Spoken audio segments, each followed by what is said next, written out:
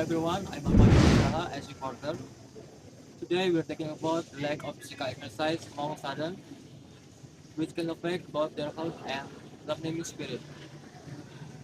To learn more about this issue, we spoke with Mr. Haris, our teacher sociology.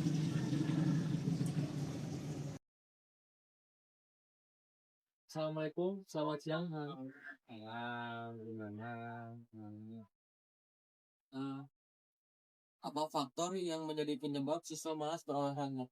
Oh, tanya masalah olahraga sebenarnya kan itu kebutuhan manusia kan ya. Cuman permasalahannya kalau saat ini lebih orang malas berolahraga sepertinya gitu kan. Faktor ada perubahan sosial, pergerakan masyarakat, di mana ada perubahan cara pandang, cara kelihatannya yang tadinya mungkin tidak terganggu oleh yang namanya teknologi, sekarang terganggu oleh hanya teknologi. Teknologi itu yang sering mengganggu eh, malas olahraga itu biasanya gadget. Gadget yang kita katakan sebagai penyebab dari malesnya olahraga karena lebih asik dengan main game. Nah, seperti itu. Biasanya seperti itu biasanya.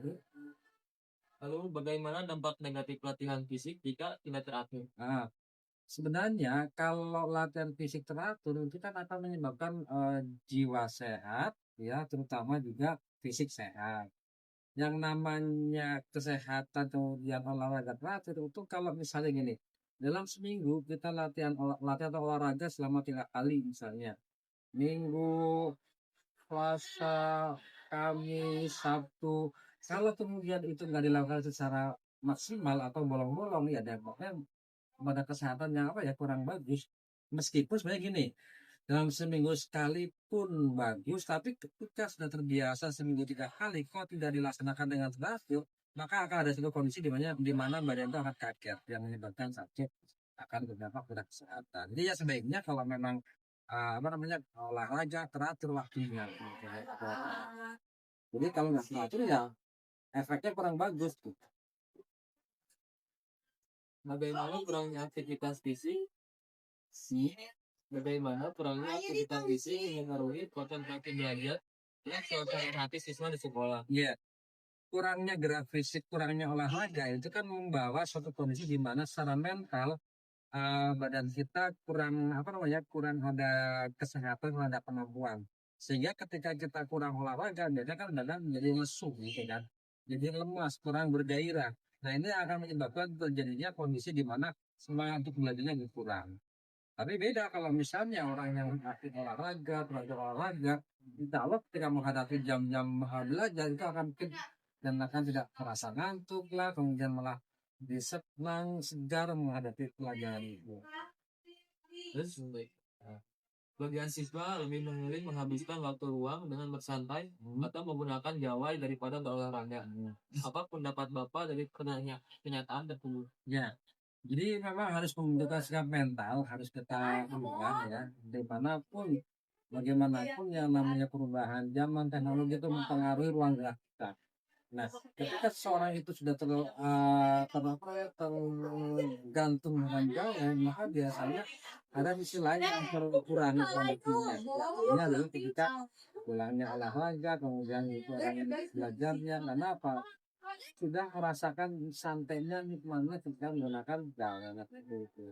Jadi ya tetap kita menggunakan gawai itu sebaiknya dibatasi dan ada waktu-waktu tertentu yang mestinya tanpa ada gawai. Kenapa? Selama ini kan kita mau tidur, oke, itu kan bangun tidur yang dicari adalah coba kali-kali pergi dengan alasan HP itu ketinggalan misalnya, maka udah pernah secara psikologisnya akan sangat tidak tenang ya kan ketika seseorang itu ketinggalan apa yang biasa dibawa kayak semacam gawainya. Untuk pertanyaan terakhir, sebuah pelajaran waktu ke sekolah membuat siswa terlalu lelah untuk berolahraga. Solusi apa yang diberikan oleh Bapak kepada siswa yang merasa lelah karena banyaknya tugas? Dan siswa tersebut bisa melakukan fungsi tanpa berat yang dialaminya. Nah, sebenarnya gini ya, kalau kita melihat proporsi tugas yang diberikan oleh guru, apalagi dengan konsepnya gini misalnya, tugas harap diselesaikan di sekolah, gitu kan. Nah, permasalahannya yang sekarang tidak bisa dipungkiri, ketika sedang kita melakukan kegiatan belajar pun kita menggunakan HP untuk main yang lainnya. Sehingga kondisi ini yang terkadang merasa aku jadi semakin capek.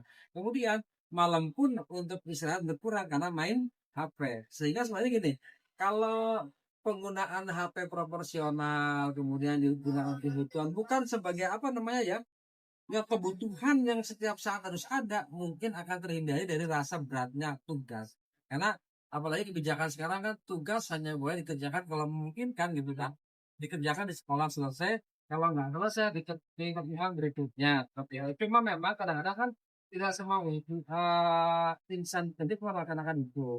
Ini ada kondisi di mana sepertinya anak akhirnya merasa tugasnya banyak banget. Sebenarnya kalau mungkin dilaksanakan dengan pembagian waktu yang tepat, antara bermain dengan gawe kemudian tugas itu tidak tidak seberat yang sebenarnya gitu.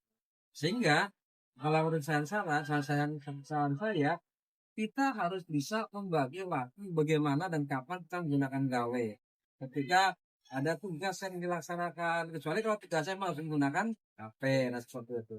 Jadi kalau memang tugas itu dilaksanakan setelah teratur maka akan bisa lebih nyaman sebenarnya itu paling ya.